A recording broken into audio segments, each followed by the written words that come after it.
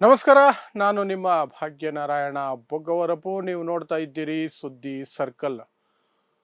ರಾಜ್ಯಗಳಲ್ಲಿ, ಯಾವ ರಾಜ್ಯಗಳಲ್ಲಿ ಅಂದರೆ ಬಿಜೆಪಿಯೇತರ ಸರ್ಕಾರ ಇರುವಂತಹ ರಾಜ್ಯಗಳಲ್ಲಿ ಪ್ರತಿ ಬಾರಿ ಸದನದ ಆರಂಭಕ್ಕೂ ಮೊದಲನೇ ದಿನ ರಾಜ್ಯಪಾಲರ ಕಡೆಯಿಂದ ಒಂದು ಡ್ರಾಮಾ ನಡೀತಾ ಬರ್ತಿದೆ. ಅದರಲ್ಲೂ ವಿಶೇಷವಾಗಿ ತಮಿಳುನಾಡಿನ ರಾಜ್ಯದಲ್ಲಿ ಅಲ್ಲಿನ ರಾಜ್ಯಪಾಲರು ಒಂದು ಡ್ರಾಮಾ ಮಾಡ್ತಾರೆ. ಏನು, ಸದನಕ್ಕೆ ಬರೋದು, ಜಂಟಿ ಸದನವನ್ನು ಉದ್ದೇಶಿಸಿ ಭಾಷಣ ಮಾಡಬೇಕು, ಮಾಡಲ್ಲ, ನಿರಾಕರಿಸಿ ಹೋಗ್ತಾ ಇರೋದು. ಅದೇ ಹೈ ಡ್ರಾಮಾ, ಆ ಹಾವಳಿ ಕರ್ನಾಟಕಕ್ಕೆ ನಿನ್ನೆ ಆವರಿಸ್ತು, ಕರ್ನಾಟಕಕ್ಕೂ ಸಹ ಬಂತು.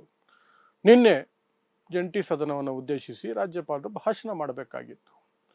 ಸಂವಿಧಾನದಲ್ಲಿ ಇರುವಂತೆ ಆ ಭಾಷಣವನ್ನ ಏನು ಆಡಳಿತ ಪಕ್ಷ ಇದೆ ಅದರ ಸಂಪುಟ ನಿರ್ಧರಿಸಿ ಬರೆದು ಕೊಡುತ್ತೆ. ಅದನ್ನು ರಾಜ್ಯಪಾಲರು ಓದಬೇಕು. ಓದುವಾಗ ಪ್ರತಿ ಸಾಲಲ್ಲೂ ಸಹ ನನ್ನ ಸರ್ಕಾರ, ನನ್ನ ಸರ್ಕಾರ, ನನ್ನ ಸರ್ಕಾರ ಅಂತ ಬರುತ್ತೆ. ಹಾಗಾಗಿ ಈ ರಾಜ್ಯದ ಸರ್ಕಾರ, ಯಾವುದೇ ರಾಜ್ಯದ ಸರ್ಕಾರದ ಮುಖ್ಯಸ್ಥರಾಗಿ ರಾಜ್ಯಪಾಲರನ್ನ ನೋಡಲಾಗುತ್ತೆ. ಗಾರ್ಡಿಯನ್ ಆಫ್ ಕಾನ್ಸ್ಟಿಟ್ಯೂಷನ್ ಅಂತ ರಾಜ್ಯಪಾಲರನ್ನ ಕರೀತಾರೆ. ಅವರೇ ಸಂವಿಧಾನವನ್ನ ಸರಿಯಾಗಿ ಜಾರಿ ಆಗ್ತಿದ್ಯಾ, ನಡೀತಿದ್ಯಾ, ಸಂವಿಧಾನಬದ್ಧವಾಗಿ ನಡೀತಿದ್ಯಾ ಅಂತ ನೋಡ್ಕೊಳ್ಳುವಂತಹ ಗಾರ್ಡಿಯನ್ ಅವರು. ಆದರೆ ಆ ಸಂವಿಧಾನಕ್ಕೆ ಅವಮಾನ ಮಾಡುವ ರೀತಿಯಲ್ಲಿ ಸೇಮ್ ತಮಿಳುನಾಡಿನಲ್ಲಿ ನಡೆಯುವಂತೆ ನಿನ್ನೆ ಕರ್ನಾಟಕದಲ್ಲಿ ನಡೆಯಿತು. ಇಲ್ಲಿನ ರಾಜ್ಯಪಾಲರಾದಂತಹ ಥಾವರ್ ಚಂದ್ ಗೆಹ್ಲೋಟ್ ಅವರು ಬಂದರು, 4 ಸಾಲು ಅವರದೇ ಮಾತುಗಳನ್ನು ಆಡಿದ್ರು, ಸಂಪುಟ ಕೊಟ್ಟಂತಹ ಭಾಷಣವನ್ನು ಓದಲಿಲ್ಲ, ಎದ್ದು ಹೊರಟರು. ರಾಷ್ಟ್ರಗಾನಕ್ಕೂ ಸಹ, ರಾಷ್ಟ್ರಗೀತೆಗೂ ಸಹ ನಿಲ್ಲಲಿಲ್ಲ. ಅವರು ಹೋಗ್ತಾನೆ ಇದ್ರು. ಆ ಸಂದರ್ಭದಲ್ಲಿ ಆಡಳಿತ ಪಕ್ಷದ ಸದಸ್ಯರು, ಮಂತ್ರಿಗಳು ಎಲ್ಲರೂ ಸಹ ಅದಕ್ಕೆ ವಿರೋಧ ವ್ಯಕ್ತಪಡಿಸಿದ್ರು. ಸಾಕಷ್ಟು ಗದ್ದಲ ಆಯಿತು. ಆ ಸನ್ನಿವೇಶದಲ್ಲಿ ಒಬ್ಬರ ಪ್ರತಿರೋಧ ಅಥವಾ ಪ್ರತಿಭಟನೆ ಮಾತ್ರ ದೊಡ್ಡ ಮಟ್ಟದಲ್ಲಿ ಸುದ್ದಿ ಆಗ್ತಿದೆ, ಎಲ್ಲ ಕಡೆ ವೈರಲ್ ಆಗ್ತಿದೆ. ಅದೇನು, ಯಾರ್ದು ಅಂದರೆ BK ಹರಿಪ್ರಸಾದ್ ಅನ್ನುವರದು. ಕಾಂಗ್ರೆಸ್ಸಿನ ಬಹಳ ಹಿರಿಯ ನಾಯಕ. ಈ ಹಿಂದೆ ಕಾಂಗ್ರೆಸ್ ಅಲ್ಲಿ ಬಹಳ ದೊಡ್ಡ ನಿರ್ಣಾಯಕವಾದಂತಹ ನಿರ್ಧಾರಗಳನ್ನು ತೆಗೆದುಕೊಳ್ಳುವ ಹಂತದಲ್ಲಿದ್ದಂತಹ ವ್ಯಕ್ತಿ, ಹೈಕಮಾಂಡ್ಗೆ ತುಂಬಾ ಕ್ಲೋಸ್ ಆಗಿದ್ದಂತಹ ವ್ಯಕ್ತಿ. ಬಟ್ ಇತ್ತೀಚಿನ ವರ್ಷಗಳಲ್ಲಿ ರಾಜಕಾರಣದಲ್ಲಿ ಆದಂತಹ ಏರುಪೇರುಗಳು, ಬದಲಾವಣೆಗಳ ಕಾರಣಕ್ಕಾಗಿ ಸ್ವಲ್ಪ ಸೈಡ್ ಲೈನ್ ಆಗಿದ್ರು. ಆದರೆ 1 ವರ್ಷದ ಹಿಂದೆ ಸ್ವತಃ ಮುಖ್ಯಮಂತ್ರಿಯವರು ಹೋಗಿ ಅವರನ್ನು ಮನವೊಲಿಸಿ, ಮಾತನಾಡಿಸಿ, ಮುಖ್ಯಮಂತ್ರಿಗೂ BK ಹರಿಪ್ರಸಾದ್ಗೂ ಇದ್ದಂತಹ ಮನಸ್ತಾಪವನ್ನ ಕಡಿಮೆ ಮಾಡಿಕೊಂಡು, ಅವರನ್ನ ಮಾತಾಡಿಸ್ಕೊಂಡು, ಅವರ ಸಲಹೆಗಳನ್ನು ಪಡ್ಕೊಂಡು ಸಾಕಷ್ಟು ಬದಲಾವಣೆಗಳನ್ನ ದಕ್ಷಿಣ ಕನ್ನಡ ಜಿಲ್ಲೆಯಲ್ಲಿ ಮಾಡಲಾಯಿತು. ಯಾಕೆಂದ್ರೆ BK ಹರಿಪ್ರಸಾದ್ ಅಲ್ಲಿಂದ ಬರ್ತಾರೆ. ಏನಾಗ್ತಿತ್ತು ದಕ್ಷಿಣ ಕನ್ನಡದಲ್ಲಿ ಅಂದ್ರೆ, ದಕ್ಷಿಣ ಕನ್ನಡ, ಅದರಲ್ಲೂ ವಿಶೇಷವಾಗಿ ಅಲ್ಲಿರುವಂತಹ ಮಂಗಳೂರು, ಕೊಲೆ ಮೇಲೆ ಕೊಲೆ, ಕಾನೂನು ಸುವ್ಯವಸ್ಥೆ ಸಂಪೂರ್ಣವಾಗಿ ಹದಗೆಟ್ಟಿದೆ ಅನ್ನುವಂತಹ ಪರಿಸ್ಥಿತಿ. ಅಮಾಯಕರ ಕೊಲೆ ಒಂದು ಕಡೆ, ರೌಡಿ ಶೀಟರ್ಗಳ ಕೊಲೆ ಒಂದು ಕಡೆ ಆಗ್ತಾನೆ ಇತ್ತು. ಈ ಕಡೆ ಒಂದು, ಆ ಕಡೆ ಒಂದು, ಹಿಂದೂ ಮುಸ್ಲಿಂ ಅಂತ. ಅದಕ್ಕೆ ಬ್ರೇಕ್ ಹಾಕ್ಲೇಬೇಕಿತ್ತು ರಾಜ್ಯ ಸರ್ಕಾರ. ಆ ಸಂದರ್ಭದಲ್ಲಿ BK ಹರಿಪ್ರಸಾದ್ ಸಹಕಾರ ಬೇಕಿತ್ತು.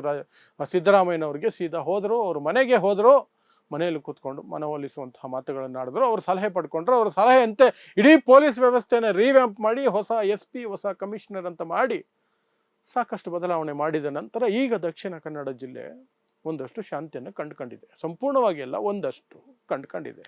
ಅದಕ್ಕೆ ಕ್ರೆಡಿಟ್ ಅನ್ನ ನಾವು BK ಹರಿಪ್ರಸಾದ್ ಅವ್ರಿಗೂ ಸಹ ಕೊಡಬೇಕಾಗತ್ತೆ. ಸೊ ಆವಾಗ್ಲಿಂದಲೂ ಸಹ ಮತ್ತೆ ದೊಡ್ಡ ಮಟ್ಟದಲ್ಲಿ BK ಹರಿಪ್ರಸಾದ್ ದೊಡ್ಡ ಧ್ವನಿ ಆಗ್ತಾ ಹೋದರು. ವಿಧಾನ ಪರಿಷತ್ನಲ್ಲಿ ದೊಡ್ಡ ಧ್ವನಿ ಆದರು. ಅವರಿಗೆ ಸ್ಪಷ್ಟತೆ ಇದೆ, ಕ್ಲಾರಿಟಿ ಇದೆ. ಏನು RSS ಅಂದ್ರೆ ಏನು, ಅದರ ಸಿದ್ಧಾಂತ ಏನು, ಅದು ಮಾಡುವಂತಹ ಕಿತಾಪತಿಗಳೇನು, ಎಲ್ಲದರ ಬಗ್ಗೆ BK ಹರಿಪ್ರಸಾದ್ ಅವರಿಗೆ ಕ್ಲಾರಿಟಿ ಇದೆ, ಸ್ಪಷ್ಟತೆ ತುಂಬಾ ಚೆನ್ನಾಗಿದೆ. ಹಾಗಾಗಿ RSS ನ ಪ್ರತಿ ಹೆಜ್ಜೆಯನ್ನು ಸಹ ಅವರು ಗುರುತಿಸಿ ಮೊದಲೇ ಎಚ್ಚರಿಸ್ತಾರೆ, ಟೀಕೆ ಮಾಡ್ತಾರೆ, ಅದರ ಬಗ್ಗೆ ವಿಚಾರ ಮಂಡನೆಯನ್ನ ಮಾಡ್ತಾರೆ. ಸಂಘ ಪರಿವಾರ, RSS, BJP ಅವರ ಮನಸ್ಥಿತಿ ಏನು, ಅವರು ಮಾಡುವಂಥದ್ದು ಎಂಥದ್ದು, ಈ ದೇಶಕ್ಕೆ ಅವರು ಎಷ್ಟು ದೊಡ್ಡ ಕಂಟಕ, ಎಲ್ಲವನ್ನು ಸಹ ನಿರಂತರವಾಗಿ ವಿವರಿಸ್ಕೊಂಡು ಬರ್ತಾನೆ ಇರ್ತಾರೆ. ಅವರಿಗೆ ಒಂದು ಕ್ಲಾರಿಟಿ ಆ ವಿಚಾರದಲ್ಲಿ ಸ್ಪಷ್ಟವಾಗಿದೆ.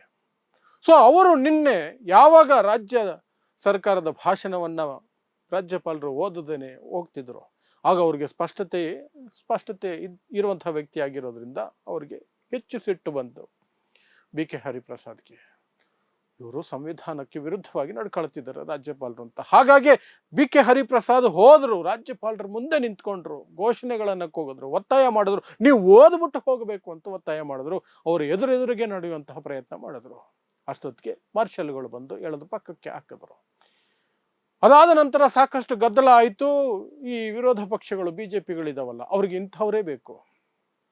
ಇಂಥವರೇ ಬೇಕು. ಯಾಕೆಂದ್ರೆ 2014 ನಂತರ ನೇಮಕ ಆಗಿರುವಂತಹ ಪ್ರತಿ ರಾಜ್ಯಪಾಲರು ಸಹ, ಅದು ತಮಿಳುನಾಡು ಆಗಿರಬಹುದು, ಕೇರಳ ಆಗಿರಬಹುದು, ವೆಸ್ಟ್ ಬೆಂಗಾಲ್ ಆಗಿರಬಹುದು, ಆಮ್ ಆದ್ಮಿ ಪಕ್ಷ ಇದ್ದಾಗ ದೆಹಲಿ ಆಗಿರಬಹುದು, ಈಗ ಜಮ್ಮು ಕಾಶ್ಮೀರ ಆಗಿರಬಹುದು, ತೆಲಂಗಾಣ ಆಗಿರಬಹುದು, ಯಾವುದೇ ರಾಜ್ಯ ಎಲ್ಲಿ ಬಿಜೆಪಿ ಸರ್ಕಾರ ಇಲ್ವೋ ಆ ರಾಜ್ಯದಲ್ಲಿ ಇಂಥ ಮನಸ್ಥಿತಿಯ ರಾಜ್ಯಪಾಲರನ್ನ ಹಾಕೋದು ರಾಜ್ಯಕ್ಕೆ ಕಿರಿಕಿರಿ ಕೊಡಿ, ರಾಜ್ಯ ಸರ್ಕಾರಕ್ಕೆ ಕಿರಿಕಿರಿ ಮಾಡಿ. ಒಂದು ಯಾವುದೇ ಒಂದು ಕಾನೂನು ಏನೋ ಒಂದು ಮಾಡಿದಾಗ ಅದಕ್ಕೆ ಸಾವಿರಾರು ರೀತಿಯಲ್ಲಿ ಅಡ್ಡಿಪಡಿಸುವಂತಹ ಪ್ರಯತ್ನ. ಸಹಿ ಹಾಕಲ್ಲ, ಕಡತಗಳನ್ನ ಬಚ್ಚಿಟ್ಕೊಳ್ಳೋದು ಅಂದ್ರೆ ವಾಪಸ್ ಕಳಿಸೋದಿಲ್ಲ ಅಥವಾ ಸಹಿ ಮಾಡೋದಿಲ್ಲ, ಸುಮ್ಮನೆ ಇಟ್ಕೊಂಡ್ಬಿಡೋದು, ವರ್ಷಗಟ್ಟಲೆ ಇಟ್ಕೊಂಡ್ಬಿಡೋದು.